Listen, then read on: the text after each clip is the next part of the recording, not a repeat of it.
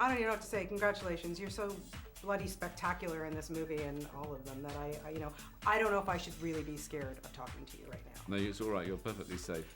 Good as long as I have my full nose, you're all right. Which I understand you actually do shoot with. But seriously, though, how on earth, I mean, Voldemort, there's some evil characters on film. We've seen some pretty bad guys before. He really takes the cake. He's pretty high up there in the evil extreme, chain. isn't he? Yeah, I'd he's say. Extreme. Yeah. He's sort of the devil, really.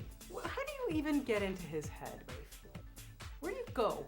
Oh, I don't know. You sort of find a place where it works for you in your head, where the world of it, and he's. It's about power, isn't it? I think with him, it's a sort of almost an aphrodisiac for him. It's a thing that it makes. To have power makes him feel alive, and well, for someone else, it might be having a family or doing what they do, right? Running a business, but for him, it's just power, control of people, the ability to control people. You find it important when you started to play him that you had to give him a backstory, that how could somebody be that evil? He's very detached. He's very emotionally, completely detached. He has no sense of empathy, none at all. It's quite scary that I think you find it in sort of psychopaths. They're absolutely, they have the inability to have empathy.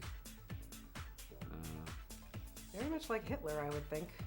Well, yeah, J.K. Rowling, I think, has used Hitler and the sort of Nazi movement as a kind of reference for the whole Death Eater thing. Mm-hmm. I think, it's good that the films don't, it's their own thing for a fantasy epic story. But that was, when I spoke to her when I first did it, she said, that was the sort of inspiration for the part.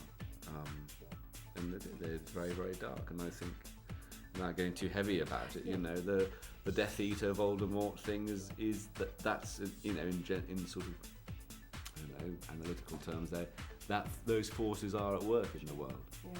What has it been like for you to, watch these kids grow up, for as long as you've been making the films, and just watch them?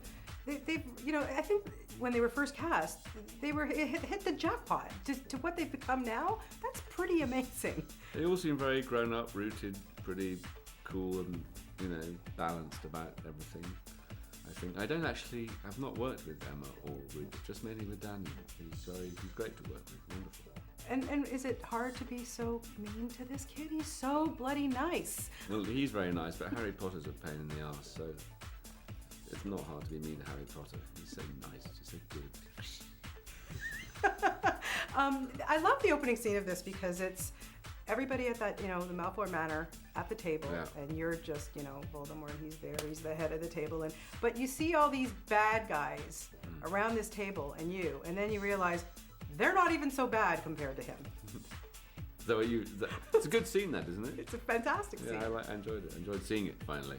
I enjoyed playing it too. Yeah, I can imagine. What's it, and also working just with so many phenomenal actors. Well, wonderful to work with Alan Rickman, who's a friend and who I have admired for a long time, and we have a great scene, face-off, in the next film. Yeah, and a great one with Daniel as well. Yeah, that's huge.